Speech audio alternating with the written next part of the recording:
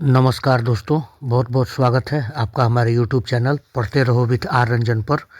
आज हम लोग एडुटेरिया का बिहार एसएससी सीजीएल का जो प्रैक्टिस सेट है उसका हम लोग सेट नंबर 14 डिस्कस करेंगे, ठीक है ना। बाकी सेट नंबर 1 से सेट नंबर 13 तक मैंने चैनल पे अपलोड कर दिया है, आप लोग उसको देख सकते हैं। चलिए पहला प्रश्न शुरू करते हैं। भारत को कितने प्राकृतिक प्रदेशों में विभाजित किया गया है? तो देखिए, भारत को 6 प्राकृतिक प्रदेशों में विभाजित किया गया है, ठीक है ना। जैसे कि उत्तर का पर्वतीय क्षेत्र, दूसरा है विशाल मैदान, तीसरा है प्रायद्वीपीय पठार, चौथा है तटीय मैदान, पांचवा है द्वीप समूह तथा छठा है भारतीय रेगिस्तान, ठीक है। चलिए सेकंड क्वेश्चन देखिए, निम्नलिखित में से कौन सी पर्वत चोटी भारत में अवस्थित नहीं है? ठीक है, तो देखिए भारत में अवस्थित नहीं है पूछ रहा है, तो आपको जानकारी होना चाहिए कि ये जो गुरला मंदाता है और यह जो नामचा बरवा, ये दोनों भारत में अवस्थित नहीं है, ठीक है। गुरला मंदाता जो है वो भारत में नहीं है, बल्कि पश्चिमी तिब्बत में नेपाल के उत्तर पश्चिम सीमा के निकट अवस्थित है। और नामचा बरवा जो है वो ये भी अरुणाचल प्रदेश की सीमा के निकट, लेकिन दक्षिण पूर्वी तिब्बत यानी कि चीन में अवस्थित है। तो भारत में कौन कौन अवस्थित है? तो ये कामेत और नंगा पर्वत। कामेत जो है ये कहाँ है? तो कामेत है उत्तराखंड के गढ़वाल क्षेत्र में, और नंगा पर्वत जो है वो जम्मू कश्मीर में है, ठीक है ना। तो हमारा आंसर क्या हो जाएगा, कौन कौन अवस्थित नहीं है? तो 1 और 2 यानी कि ऑप्शन नंबर ए हमारा सही हो जाएगा। तीसरा प्रश्न देखिए, सूची 1 को सूची 2 से सुमेलित कीजिए तथा नीचे दिए गए कूट का उपयोग करते हुए सही उत्तर चुनिए। पहला सूची जो है दोआब का है और दूसरा जो है वो नदियों का है। तो बिष्ट दोआब कहाँ है? तो ब्यास और सतलज नदी के बीच में, ठीक है ना। तो पहला जो हो जाएगा ए का हमारा हो जाएगा ए का 3, ठीक है। बारी दोआब है रावी और ब्यास के बीच में, तो 2 का बी का 2 हो जाएगा। रचना दोआब कहाँ है? तो ये हो जाएगा रावी और चिनाब के बीच में, तो सी का 1।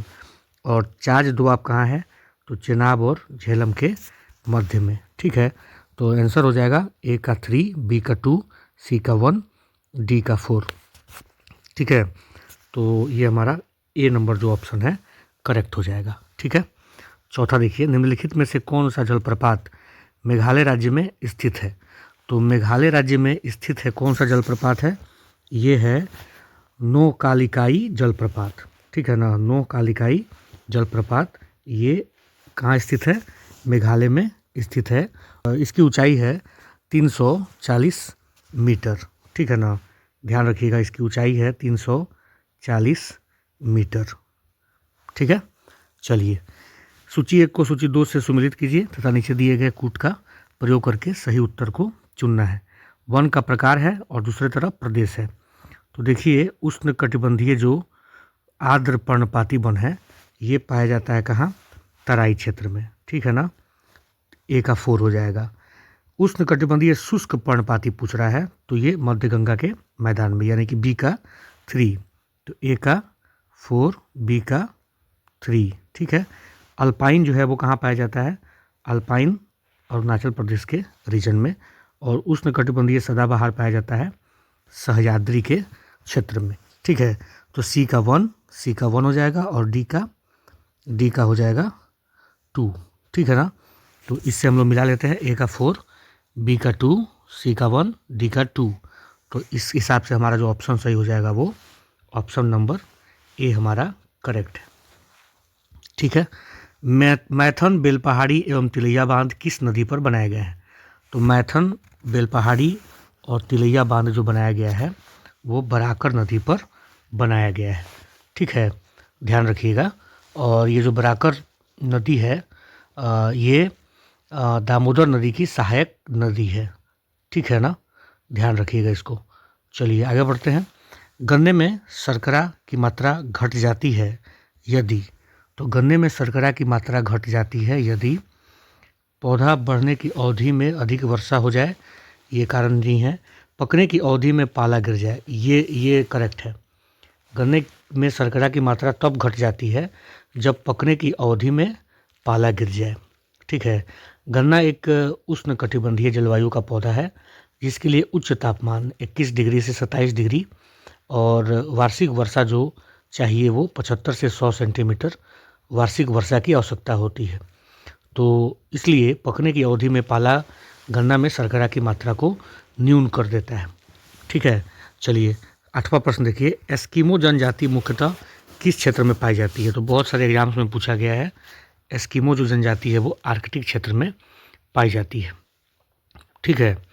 और उसी तरह से आप ये कालाहारी रेगिस्तान जो है यहाँ पे एक जनजाति पाई जाती है वुशमैन। ठीक है ना, कालाहारी में वुशमैन करके एक जनजाति पाई जाती है, इसको भी आप ध्यान में रखिएगा। कालाहारी क्षेत्र में वुशमैन करके एक जनजाति पाई जाती है, ध्यान रखिएगा। ठीक है। चलिए, निम्नलिखित में से कौन सही सुमेलित नहीं है? ठीक है, जगह और एक तरफ विद्युत संयंत्र प्रकार। ठीक है, तो पतरातू जो है वो तापीय विद्युत केंद्र है। ठीक है, करेक्ट है, ये वाला करेक्ट है। झाकरी जल विद्युत है। ठीक है, करेक्ट है। कल्पक्कम नाभिकीय है, ये भी करेक्ट है। और कोरबा पवन संयंत्र नहीं, ये वाला मैचिंग सही नहीं है। कोरबा जो है वो ताप विद्युत केंद्र है, पवन ऊर्जा वाला मामला यहाँ नहीं है, ताप वाला मामला है। ठीक है, तो जो सुमेलित नहीं है वो डी हमारा आंसर हो जाएगा। ठीक है। 10वां प्रश्न देखिए, निम्नलिखित में से कौन सा एक जल डमरू मध्य अंतर्राष्ट्रीय तिथि रेखा के सर्वाधिक निकट है? तो जल डमरू मध्य जो सबसे ज़्यादा निकट है अंतर्राष्ट्रीय तिथि रेखा के, वो है बेरिंग जल डमरू मध्य। ठीक है, ये आंसर आपका बी हो जाएगा। बेरिंग जल डमरू मध्य जो है वो 168 डिग्री 23 मिनट पश्चिमी देशांतर के बिल्कुल नज़दीक में है। ठीक है ना, तो वहाँ आपका आंसर हो जाएगा बेरिंग जल डमरू मध्य। ठीक है। चलिए 11वां प्रश्न देख लीजिए, सूची 1 को सूची 2 से सुमेलित कीजिए तथा सही उत्तर का चयन नीचे दिए गए कूट से कीजिए। एक तरफ पर्वत शिखर है, दूसरी तरफ महाद्वीप है। तो ये देखिए, आप सबसे आसान देखिए जो आप जानते हैं पहले से, किलिमंजारो। ठीक है, तो किलिमंजारो जो है ना, ये कहाँ है? तंजानिया में स्थित है। ठीक है, और ये अफ्रीका का सबसे ऊंचा पर्वत है। तो हो गया किलिमंजारो। उसके बाद अल्ब्रूस। अल्ब्रूस जो है रूस और यूरोप की सर्वोच्च पर्वत है। ठीक है, तो ये हो जाएगा 1। ठीक है, और मैकिनले जो है उत्तरी अमेरिका यानी कि अलास्का का सर्वोच्च पर्वत है, तो मैकिनले हो जाएगा 4 नंबर। और कोसिस्को जो है वो ऑस्ट्रेलिया में अवस्थित है। तो हमारा आंसर हो जाएगा ए का 3, बी का 4, सी का 1 और डी का 2। ठीक है, तो इस हिसाब से हम लोग अपना यहाँ ऑप्शन कर लेंगे कौन सा, ए नंबर। ठीक है। 12वां प्रश्न देखिए, निम्नलिखित में से कौन सा बाल्कन देश नहीं है? ठीक है, तो बाल्कन देश कौन नहीं है? तो ये जो स्लोवेनिया है, बुल्गारिया है और रोमानिया है, ये तीनों बाल्कन देश में आते हैं, जबकि ऑस्ट्रिया जो है वो बाल्कन देश में नहीं आता है। ठीक है, बाल्कन क्षेत्र जो है दक्षिण पूर्वी यूरोप का विशिष्ट सांस्कृतिक क्षेत्र है जो बाल्कन पर्वतों के आसपास अवस्थित है, और इसमें अल्बानिया और Bulgaria, Greece, Croatia, Serbia, Romania, Slovenia इत्यादि देश आते हैं। ठीक है, सो ऑस्ट्रिया हमारा आंसर हो जाएगा। निम्नलिखित गर्म जलकुंडों में बिहार का सबसे गर्म जलकुंड कौन है? तो बिहार का सबसे गर्म जलकुंड जो है वो ब्रह्मकुंड है, और ये कहाँ स्थित है? तो राजगीर में स्थित है, ये भी आपको ध्यान रखना है। ठीक है, चलिए, और यहाँ ये कुंड जो है इसके जल का तापमान 45 से 50 डिग्री सेंटीग्रेड हमेशा लगभग रहता है। 14वां प्रश्न देख लीजिए, निम्नलिखित में से कौन सा हड़प्पाकालीन नगर 3 भागों में विभक्त था? तो 3 भागों में विभक्त जो नगर था वो कौन सा था? धौलावीरा। ठीक है, और धौलावीरा कहाँ है? तो गुजरात में है। ठीक है, गुजरात में कहाँ? तो गुजरात में कच्छ का जो इलाका है, कच्छ जिला है, वहाँ पे धौलावीरा अवस्थित है। और धौलावीरा को 2021 में यूनेस्को के विश्व धरोहर स्थल के रूप में घोषित किया गया है। और धौलावीरा की खोज किसने की थी? तो जेपी जोशी ने की थी। ठीक है ना, और बाकी तो आप रिवाइज कर लीजिएगा लोथल के बारे में, और सुरकोटदा है, कालीबंगा है, फिर आपका मोहनजोदड़ो है, राखीगढ़ी है, कालीबंगन है। इन सब के बारे में रिवीजन करते रहिएगा, एग्जाम्स में प्रश्न खूब बनते हैं हड़प्पाकालीन नगरों से। उसके बाद देखिए बौद्ध परिषद एक तरफ, और इनका हम लोगों को मिलान करना है कि अध्यक्ष कौन थे। तो प्रथम बौद्ध परिषद के अध्यक्ष थे महाकश्यप, ठीक है। दूसरे जो बौद्ध परिषद के अध्यक्ष थे वो सबाकामी।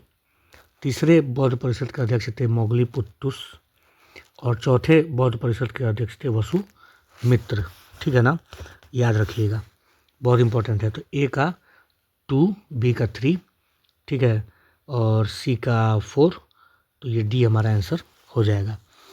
16वां प्रश्न देखिए, चीनी स्रोत के अनुसार श्रीलंका के शासक मेघवर्मन ने गया में बौद्ध मंदिर बनाने की अनुमति के लिए निम्नलिखित में से किस गुप्त राजा के पास एक मिशनरी भेजा था? इसने भेजा था समुद्रगुप्त को, ठीक है। और श्रीलंका के जो शासक थे मेघवर्मन, वो समुद्रगुप्त के ही समकालीन थे। और चीनी स्रोतों से पता चलता है कि मेघवर्मन ने समुद्रगुप्त के पास उपहारों सहित एक दूत मंडल भेजा था, ठीक है। मुगल प्रशासन में मदद ए मास इंगित करता है। तो मदद ए मास इंगित करता है विद्वानों को दी जाने वाली राजस्व मुक्त अनुदान भूमि, ठीक है। और इसी को हम लोग सयूरगल के नाम से भी जानते हैं, ठीक है, ध्यान रखना है। सयूरगल, ये भी आपको ध्यान रखना है, इसी को हम लोग सयूरगल के भी नाम से जानते हैं। कैसी भूमि थी ये? तो विद्वानों को दी जाती थी, जो राजस्व मुक्त अनुदान के रूप में दी जाती थी। 18वां प्रश्न देखिए, स्वामी सहजानंद सरस्वती के द्वारा बिहटा में औपचारिक रूप से किसान सभा की स्थापना कब की गई थी? तो ये की गई थी 1928 में, ठीक है। और नवंबर 1929 में सोनपुर मेले में स्वामी सहजानंद सरस्वती की अध्यक्षता में विधिवत प्रांतीय किसान सभा की स्थापना की गई, ठीक है। इसके सचिव बनाए गए श्री कृष्ण सिंह, ठीक है। और 11 अप्रैल 1936 को लखनऊ में स्वामी सहजानंद की अध्यक्षता में अखिल भारतीय किसान सभा का गठन हुआ, और फिर इसके सचिव बनाए गए NG रंगा। ये सब पॉइंट्स भी याद करते रहिएगा। निम्नलिखित में से किसको अंग्रेजी सरकार ने काकोरी संयंत्र के मामले में फांसी पर चढ़ा दिया? तो फांसी पर चढ़ाया था किसको? राम प्रसाद बिस्मिल को, ठीक है। आसान सा प्रश्न है। निम्न में से किसने महात्मा गांधी को आदेशित किया था कि वो भारत के प्रथम वर्ष खुले कान पर मुंह बंद कर व्यतीत करें? तो ये किया था किसने? महात्मा गांधी के जो गुरुजी थे, ठीक है, क्या नाम था उनका? गोपाल कृष्ण गोखले। उन्होंने राय दी थी कि आप जो है भारत में प्रथम वर्ष खुले कान के साथ लेकिन मुंह बंद कर व्यतीत करें और भारत को समझें, ठीक है। निम्नलिखित में से किस गोलमेज सम्मेलन में भारतीय राष्ट्रीय कांग्रेस के प्रतिनिधि ने प्रथम बार भाग लिया था? तो ये जो सम्मेलन था ये कौन सा था? द्वितीय गोलमेज सम्मेलन था, जो कि 7 सितंबर 1931 से शुरू हुआ था और 1 दिसंबर 1931 तक चला था। और कांग्रेस के एकमात्र प्रतिनिधि के रूप में इसमें शामिल होने गए थे महात्मा गांधी, ठीक है। चलिए 22वां प्रश्न देखिए, फ्रांस की क्रांति और रूस की क्रांति का एक सामान्य कारण क्या था? तो देखिए फ्रांस की क्रांति और रूस की क्रांति का जो सामान्य कारण था वो था आर्थिक असमानता और सामाजिक असंतोष, ठीक है। आप लोगों ने ज़रूर पढ़ा होगा कि दोनों ही क्रांतियों का जो मेन रूट कॉज था वो आर्थिक असमानता था, जहाँ पर कुछ कुलीन और पादरी विशेष अधिकारों का आनंद लेते थे, और इससे लोगों का जो है राजशाही के खिलाफ असंतोष बढ़ा, ठीक है।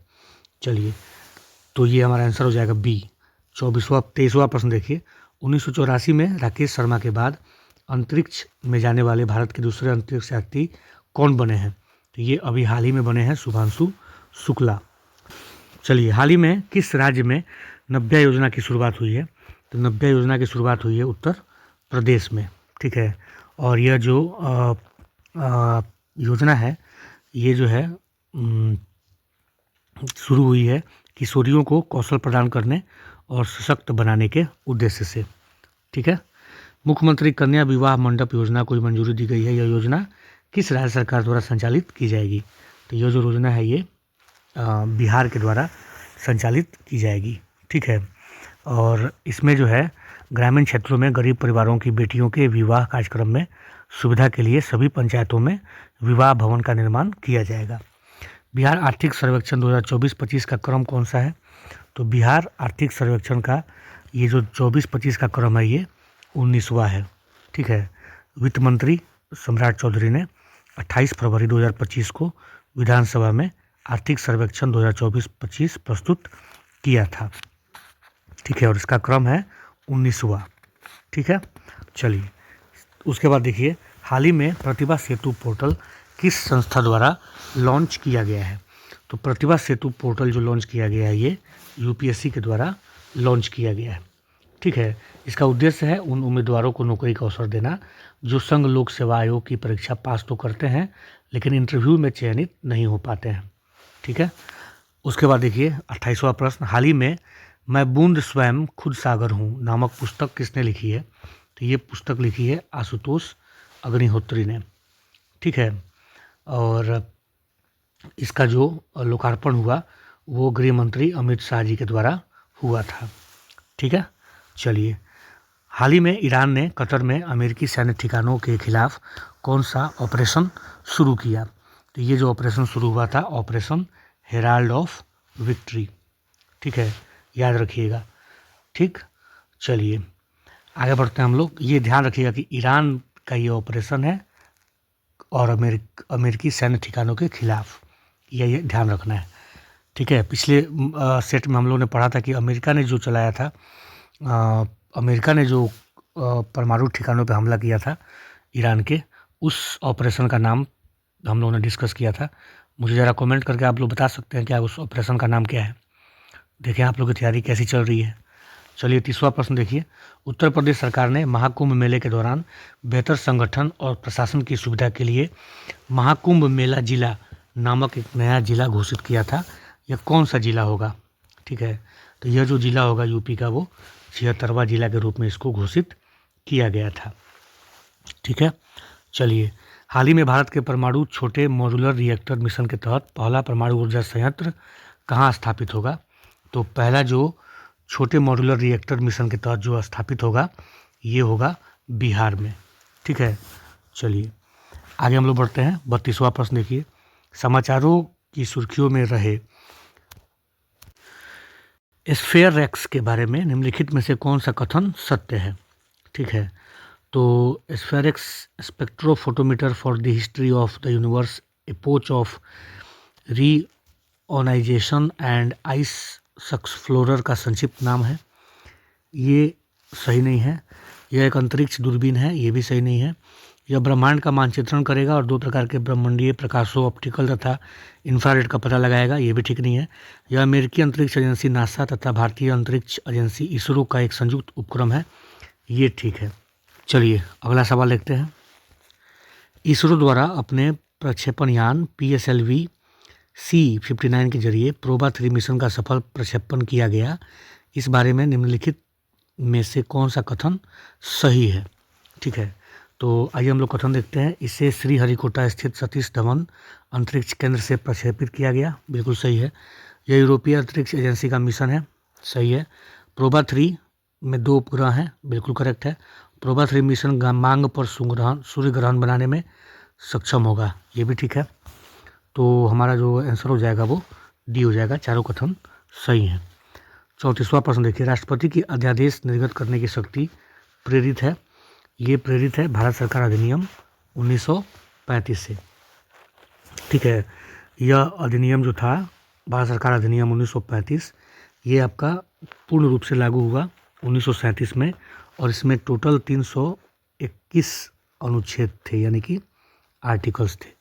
ठीक है ना, और 10 भागों में विभाजित था और ये बड़ा ही महत्वपूर्ण हमारे लिए अधिनियम था और बहुत सारी चीज़ों को वहाँ से हम लोगों ने अपने फाइनल जो हमारा संविधान है वहाँ हम लोगों ने उसको कॉपी किया है वहाँ से। ठीक है, ध्यान रखिएगा। चलिए आगे बढ़ते हैं। नीचे दिए गए कूट का उपयोग करते हुए सूची 1 तथा सूची 2 को सुमेलित कीजिए। एक तरफ प्रावधान है, दूसरी तरफ देखना है कि स्रोत कौन सा है। ठीक है, तो विधि का शासन हम लोगों ने कहाँ से लिया है? तो विधि का शासन हम लोगों ने लिया है इंग्लैंड से, ठीक है। तो ए का 2 हो जाएगा। विधि द्वारा स्थापित प्रक्रिया हम लोगों ने कहाँ से ली है, तो ये लिए हम लोगों ने जापान से, ठीक है। राष्ट्रपति के विचारार्थ राज्यपाल द्वारा विधेयक सुरक्षित रखना, ये कहाँ से हम लोगों ने लिया है, तो ये लिया है हम लोगों ने कनाडा से, ठीक है ना। और विस्तृत उभयनिष्ठ सूची ये हम लोगों ने लिया है ऑस्ट्रेलिया से। तो हमारा ऑप्शन हो जाएगा डी, ए का 2, बी का 3, सी का 4 और डी का 1, ठीक है। चलिए आगे बढ़ते हैं। निम्नलिखित में से कौन सा सही सुमेलित नहीं है। देखिए सही सुमेलित हमको कौन सा नहीं है ये बताना है। तो 371 को नागालैंड से संबंधित है, करेक्ट है। 371 खो असम से संबंधित है, करेक्ट है। 371 गो जो है मेघालय से संबंधित है, नहीं। 371 गो जो है ना वो मेघालय से संबंधित नहीं है, बल्कि ये संबंधित है किससे, मणिपुर से, ठीक है। तो ये जो हमारा तीसरा जो दिख रहा है ये मणिपुर से संबंधित है, तो ये तीसरा जो है हमारा सुमेलित नहीं है। बाकी 371 घ जो है वो आंध्र प्रदेश से, ये करेक्ट है। तो सी हमारा आंसर हो जाएगा। निम्नलिखित कथनों में से कौन सा एक गलत है, ठीक है, बताना है गलत कौन है। गोवा को 1987 में पूर्ण राज्य का दर्जा प्राप्त हुआ, बिल्कुल सही है। दीव खंबात की खाड़ी में एक टापू है, ये भी ठीक है। और दमन और दीव को भारतीय संविधान के 56वें संशोधन द्वारा गोवा से अलग किया गया, ये भी ठीक है। दादर और नागर हवेली वर्ष 1954 तक फ्रांसीसी औपनिवेशिक शासन के अंतर्गत थे, नहीं। ये हमारा जो है 1954 तक फ्रांसीसी नहीं बल्कि पुर्तगाली शासन के अंतर्गत अधीन थे। तो हमारा जो नहीं है पूछ रहा है, तो डी हमारा कथन सही नहीं है, ठीक है। निम्नलिखित में से किस मामले में भारत के सर्वोच्च न्यायालय ने दोनों में संघर्ष की स्थिति में राज्य के नीति निर्देशक सिद्धांतों पर मौलिक अधिकारों की व्यापकता की घोषणा की। तो ये हुआ था मद्रास राज्य बनाम चंपकम दुराईराजन 1951 वाले केस में, ठीक है। और इस केस में सर्वोच्च न्यायालय ने दोनों में संघर्ष की स्थिति में राज्य के नीति निर्देशक सिद्धांतों पर मौलिक अधिकारों की व्यापकता की घोषणा की थी, ठीक है। चलिए आगे बढ़ते हैं हम लोग। भारत में जनजातीय मामलों के मंत्रालय का स्थापना वर्ष क्या है। तो भारत में जनजातीय मामलों के मंत्रालय का जो स्थापना वर्ष है वो है कौन सा, 1999, ठीक है। तो हमारा आंसर हो जाएगा सी, ठीक है। भारत के सर्वोच्च न्यायालय ने किस वर्ष में न्यायाधीशों की नियुक्ति के लिए कॉलेजियम व्यवस्था को अपनाया था। तो ये अपनाया था 1993 में, ठीक है। चलिए आगे बढ़ते हैं हम लोग। राज्य की संचित निधि का संचालन किया जाता है किसके द्वारा, बताइए। तो राज्य की संचित निधि का संचालन कौन करता है, ठीक है। तो राज्य के राज्यपाल द्वारा नहीं, राज्य के मुख्यमंत्री द्वारा नहीं, राज्य के वित्त मंत्री द्वारा नहीं, इसमें से कोई नहीं आंसर हो जाएगा, क्योंकि जो संचित निधि है उसका संचालन राज्य का विधानमंडल करता है, ठीक है। विधानमंडल जो होता है वो इसका संचालन करता है, ठीक। तो डी आंसर हमारा हो जाएगा। चलिए सरकार की पंचायती राज प्रणाली की प्रमुख विशेषताएं क्या हैं। तो सरकार की पंचायती राज प्रणाली की जो प्रमुख विशेषताएं हैं, आइए हम लोग कथन पढ़ते हैं। इनमें सरकार की 3 श्रेणियां होती हैं, बिल्कुल। इसका लक्ष्य गांवों को सामाजिक एवं आर्थिक न्याय प्रदान करना है, बिल्कुल ठीक है। जिला परिषद में इसके सदस्य के रूप में कुछ सांसद होते हैं, ये भी ठीक है। तो तीनों हम लोगों का कथन सही है, तो आंसर हो जाएगा इनमें से सभी सही हैं, ठीक है। चलिए अब आइए कथनों पर विचार करिए। एडम स्मिथ स्कॉटलैंड के अर्थशास्त्री थे तथा वे आधुनिक अर्थशास्त्र के जनक माने जाते हैं। उन्होंने 2 क्लासिकल पुस्तकों the theory of moral sentiments तथा an inquiry into the nature and causes of the wealth of nations की रचना की। तो दोनों बात तो सही है, तो ये दोनों सही है, तो हमारा आंसर क्या हो जाएगा, एक और, तो दोनों सत्य कथन हम लोग को बताना है, ठीक है। निम्नलिखित में से कौन सा समीकरण सकल राजकोषीय घाटे के सूत्र को दर्शाता है। तो सकल राजकोषीय घाटे के सूत्र को दर्शाता है इसमें कौन, डी वाला। देखिए सकल राजकोषीय घाटा बराबर शुद्ध घरेलू उधार जोड़ आरबीआई से उधार जोड़ विदेशी उधार, ठीक है ना।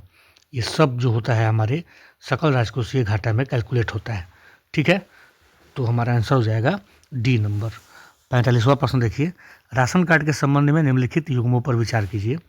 तो अंत्योदय कार्ड, निर्धनों में भी निर्धन, ठीक है, ये बिल्कुल ठीक है। एपीएल कार्ड, निर्धनता रेखा से नीचे के लोग नहीं, एपीएल जो है ये आपका एबोव पॉवर्टी लाइन है, ठीक है, निर्धनता रेखा से ऊपर के लोग, तो ये गलत है। बीपीएल कार्ड अन्य लोग, ये भी आपका जो है ये संपूर्ण रूप से निर्धनता रेखा से नीचे वाले लोग जो आते हैं वो बीपीएल में आते हैं, तो सिर्फ पहला जो है वो हमारा सुमेलित है, ठीक है। चलिए 46वां देखिए, निम्नलिखित कथनों पर विचार कीजिए। रेपो दर ऐसी दर है जिस पर अन्य बैंक भारतीय रिजर्व बैंक से धनराशि उधार लेते हैं, सही है, ठीक है, करेक्ट है। किसी देश के गिनी गुणांक के एक के मान का अभिप्राय है कि उस देश की जनता में प्रत्येक की आय पूर्णतः समान है, ठीक है।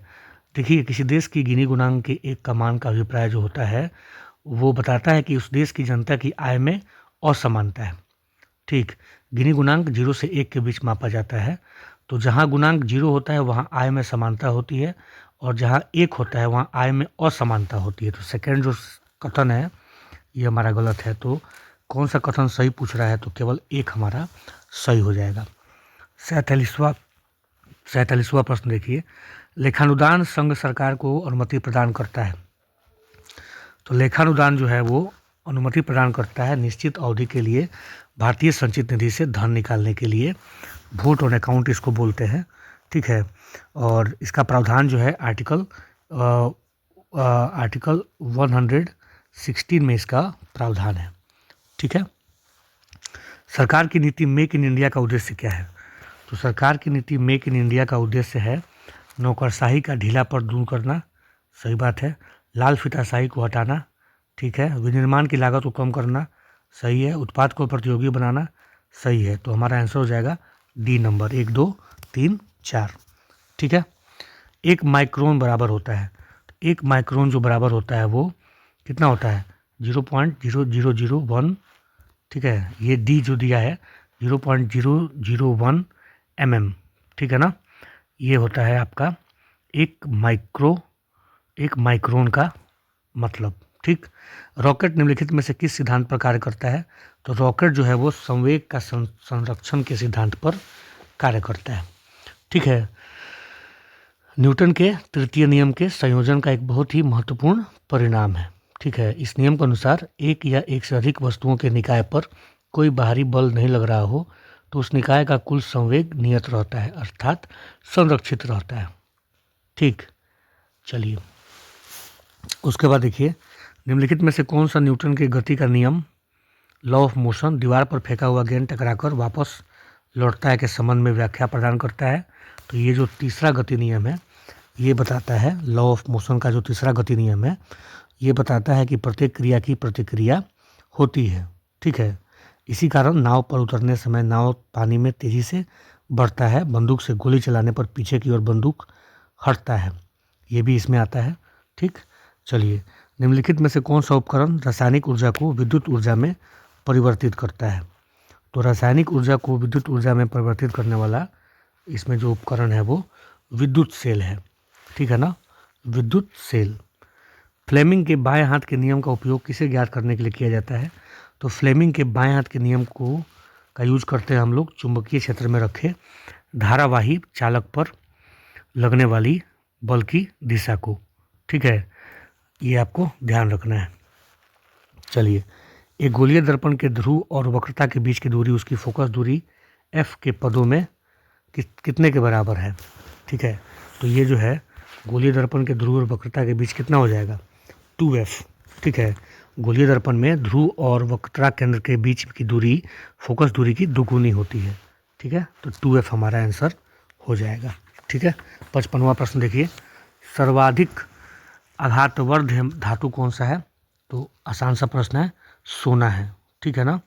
सोना जो है सबसे ज़्यादा आघातवर्ध धातु है, यानी कि मैलिएबल है, ठीक है। चलिए 56वां प्रश्न देखिए, परमाणु नाभिक की खोज किसने की थी? तो परमाणु नाभिक की खोज की थी किसने? अर्नेस्ट रदरफोर्ड ने, ठीक है। फास्फोरस की परमाणुकता क्या है? तो फास्फोरस की जो परमाणुकता है वो चतुष्परमाणुक है, ठीक है ना, चतुष्परमाणुक है, ठीक है, ध्यान रखना है। ऑर्गन जो है वो एक परमाणुक है, हीलियम जो है वो एक परमाणुक है, उसी तरह ऑक्सीजन जो है वो द्विपरमाणुक है, हाइड्रोजन जो है वो द्विपरमाणुक है, ठीक, इसको याद रखिएगा आप लोग। आवर्त सारणी के दीर्घ रूप में सभी अधातुओं को निम्न के अंतर्गत रखा गया है। तो आघात सारणी के दीर्घ में सभी अधातुओं को किस में रखा गया है बताइए? ये रखा गया है पी ब्लॉक में, ठीक है। अधातु मुख्य रूप से पी ब्लॉक में स्थित है और इस ब्लॉक में आवर्त सारणी के दाईं ओर अंतिम 6 समूह 13 से 18 शामिल है, जहां आपको अन्य अधातुओं के साथ साथ हैलोजन और नोबल गैस जैसे तत्व मिलेंगे। जल की स्थायी कठोरता होती है, तो जल की जो स्थायी कठोरता है वो कैल्शियम के विलेय क्लोराइड की विद्यमानता के कारण होती है, ठीक है। तो आंसर हो जाएगा हमारा ए, ठीक है। और जल में जो कैल्शियम और मैग्नीशियम के हाइड्रोजन कार्बोनेट की उपस्थिति होती है उसके कारण अस्थायी कठोरता होती है, और अस्थायी कठोरता जो है वो कैल्शियम और मैग्नीशियम के क्लोराइड तथा सल्फेट लवण के घुले रहने के कारण होती है। 60वां प्रश्न देखिए, मानव शरीर में मौजूद निम्नलिखित कोशिकाओं में से किसमें माइटोकॉन्ड्रिया नहीं पाया जाता है? तो माइटोकॉन्ड्रिया नहीं पाया जाता है तो आरबीसी में, ठीक है, लाल रक्त कोशिका में माइटोकॉन्ड्रिया नहीं पाया जाता है, ठीक है। चलिए उसके बाद आगे बढ़ते हैं हम लोग। सूची को मिलाना है 1 से 2 में, एक तरफ बीमारियों का नाम है और एक दूसरे तरफ उसके कारण हैं, ठीक है। तो प्लेग जो है वो जीवाणु के वजह से होता है, ठीक है। एड्स जो है वो वायरस यानी कि विषाणु की वजह से होता है। गंजापन जो है वो कवक की वजह से होता है और मलेरिया जो है वो प्रोटोजोआ की वजह से होता है। तो हमारा ऑप्शन जो है इसमें डी वाला ऑप्शन हमारा करेक्ट हो जाएगा। ए का 4, बी का 3, सी का 2, डी का 1, तो डी हमारा ऑप्शन सही हो जाएगा। संसार के अधिकतर खाद्यान्न फसलें किस कुल से संबंधित है? तो संसार के अधिकतर खाद्यान्न फसलें जो है वो ग्रैमिनी कुल से संबंधित हैं। गेहूँ, मक्का, धान, गन्ना, ज्वार, जौ, जई इत्यादि सब ग्रैमिनी फैमिली के संबंधित है, ठीक है। निम्नलिखित में से कौन सा एक कोशिकीय जीव का उदाहरण है? तो एक कोशिकीय जीव का उदाहरण इसमें कौन है? प्रोटोजोआ है, ठीक है। इसमें जीव द्रव्य में एक या अनेक केंद्रक पाए जाते हैं, ठीक है। चलिए आगे बढ़ते हैं हम लोग। कोशिका में भोजन तथा ग्लूकोज का ऑक्सीकरण कहाँ होता है? तो कोशिका में भोजन और ग्लूकोज का ऑक्सीकरण जो होता है वो माइटोकॉन्ड्रिया में होता है, ठीक है ना, ध्यान रखना है, ठीक। निम्नलिखित में से कौन सा मानवों में पुरुष प्रजनन प्रणाली का हिस्सा नहीं है? ठीक है, तो ये जो अंडाशय है ये पुरुष प्रणाली का नहीं बल्कि ये स्त्री प्रजनन प्रणाली का हिस्सा है। बाकी अंडकोश, वृषण, शुक्रवाहिका ये सब जो हैं आपके पुरुष प्रजनन प्रणाली का हिस्सा हैं। तो डी हमारा आंसर हो जाएगा। वृद्धि हार्मोन कार्य करता है, तो वृद्धि हार्मोन जो है वो क्या करता है? कभी कभी विकास प्रोत्साहक और कभी कभी विकास अवरोधक के रूप में कार्य करता है, ठीक है। और वृद्धि हार्मोन को सोमैटोट्रोपिक हार्मोन, ठीक है, कहा जाता है, ठीक। बाल्यावस्था में इस हार्मोन के कम स्राव से शरीर की वृद्धि रुक जाती है, ये भी आपको ध्यान रखना है। निम्नलिखित में से कौन सा अशुद्ध रक्त संचार करता है? तो अशुद्ध रक्त संचार करने वाला कौन है? तो पल्मोनरी आर्टेरी यानी कि पल्मोनरी धमनी जो है वो अशुद्ध रक्त का संचार करता है, ठीक है। चलिए सूची 1 को सूची 2 से सम्मिलित कीजिए और नीचे दिए गए कूट से सही उत्तर चुनिए, ठीक है। तेल शोधक, एक तरफ तेल शोधक कारखाना है, दूसरी तरफ राज्य है। बरौनी कहाँ है? तो बरौनी है बिहार में, ठीक है। और बोंगाई गांव कहाँ है? ये है असम में, ठीक। बीना कहाँ है? तो बीना है मध्य प्रदेश में और कोयली जो है वो आपका गुजरात में है। तो हमारा आंसर हो जाएगा ए का 2, बी का 1, ठीक है। तो डी हमारा आंसर करेक्ट हो जाएगा, ठीक है। चलिए अब हम लोग बढ़ते हैं प्रश्न संख्या 69 की तरफ, ठीक है। चलिए तो 69वां प्रश्न हम लोग देख लेते हैं। निम्न संगठनों में से किस संगठन का मुख्यालय वियना ऑस्ट्रिया में स्थित है? ठीक है, तो देखिए IAEA और UNIDO, UNODC तीनों का जो मुख्यालय है वो ऑस्ट्रिया वियना में है। ठीक है, तो आंसर हो जाएगा डी। ठीक है, डी को करेक्ट कर लीजिएगा। निम्नलिखित को सुमेलित कीजिए। प्रोजेक्ट एलिफेंट कब शुरू किया गया था? तो 1992 में। ठीक है ना। प्रोजेक्ट टाइगर कब शुरू हुआ था? तो 1973 में। प्रोजेक्ट क्रोकोडाइल कब शुरू हुआ था? 1975 में। और इंडियन राइनो विजन कब शुरू हुआ था? तो 2005 में। ठीक है, तो ए का क्या है? 4, बी का क्या है? 2, ठीक है, सी का क्या है? 1 और डी का 3। ठीक है, तो आप लोग इसके हिसाब से मैच कर लीजिए। हमारा क्या हो जाएगा इसमें? हमारा हो जाएगा सी नंबर। ठीक है, सी हो जाएगा। 71वां प्रश्न देखिए। निम्नलिखित देशों का कौन सा एक समूह आसियान के सदस्य देश है?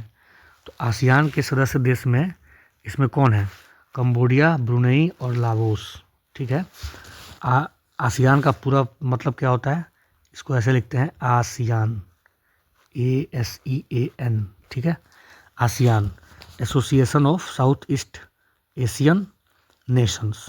ठीक है, बहुत ही दक्षिण पूर्व एशियाई देशों का संगठन है और एशिया प्रशांत के उपनिवेशी राष्ट्रों के बढ़ते तनाव के बीच राजनीतिक और सामाजिक स्थिरता को बढ़ावा देने के लिए स्थापित किया गया था। ठीक है, और 1967 में इसकी स्थापना हुई थी और इसका जो सचिवालय है वो इंडोनेशिया की राजधानी जकार्ता में है। और वर्तमान में Brunei, Cambodia, Indonesia, Laos, Malaysia, Myanmar, Philippines, Singapore, Thailand और वियतनाम इसके सदस्य देश हैं। तो हमारा सी नंबर ऑप्शन करेक्ट हो जाएगा। सूची 1 को सूची 2 से सम्मिलित कीजिए तथा सूचियों के नीचे दिए गए कूट को सही उत्तर चुनिए। ठीक है, तो एक तरफ देश हैं, दूसरी तरफ राजधानी है। सबसे पहला है लिथुआनिया। लिथुआनिया की राजधानी कहाँ है? विनियस। अल्बानिया की राजधानी कहाँ है? तिराना। ठीक है, माली की राजधानी कहाँ है? बमाको। और लिचेंस्टीन की राजधानी कहाँ है? यह है वादूज। ठीक है, तो आंसर हो जाएगा हमारा ए का 2, बी का 3, सी का 1, डी का 4। सी आंसर हमारा हो जाएगा। INC के अंतर्गत राष्ट्रीय योजना समिति का गठन कब किया गया था? तो ये किया गया था 1938 में। INC मतलब इंडियन नेशनल कांग्रेस। तो इसका जो अधिवेशन हुआ था हरिपुरा में, जिसमें अध्यक्ष थे सुभाष चंद्र बोस, उसमें ही राष्ट्रीय योजना समिति का गठन किया गया था। और राष्ट्रीय योजना समिति के प्रथम अध्यक्ष जो थे वो जवाहरलाल नेहरू को बनाया गया था। 74वां प्रश्न देखिए। हाउ टू बी हैप्पी पुस्तक के लेखक कौन है? तो ये लेखक है रस्किन बॉन्ड। ठीक है, ध्यान रखना है। और अंतिम प्रश्न देखिए आज के सेशन का। एसएज कप किस खेल से संबंधित है? तो एसएज कप जो है वो क्रिकेट से संबंधित है और ये जो इंग्लैंड और ऑस्ट्रेलिया के बीच में हर 2 साल में खेली जाने वाली टेस्ट क्रिकेट सीरीज। ठीक है, तो ये रहा दोस्तों सेट नंबर 14 आप लोगों के लिए। मुझे उम्मीद है कि ये सेट का डिस्कशन आपको बहुत फ़ायदा पहुंचाता होगा। प्लीज़ वीडियो को लाइक कीजिएगा, अपने दोस्तों तक शेयर कर दीजिएगा ताकि मैं और वीडियो आपके साथ यहाँ डिस्कस कर सकूँ। ठीक है, थैंक यू सो मच।